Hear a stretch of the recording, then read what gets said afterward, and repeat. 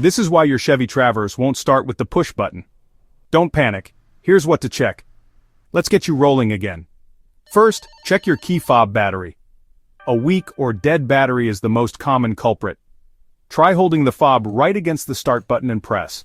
If that works, it's time to replace the fob battery. Still nothing? Make sure your foot is firmly on the brake when starting.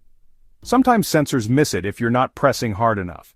Next, check your car battery. Are your interior lights dim or flickering? No power at all? You might need a jump or a new battery. Check for key not detected messages. If you see this, there could be interference. Move your fob away from metal objects or other electronics in your pocket.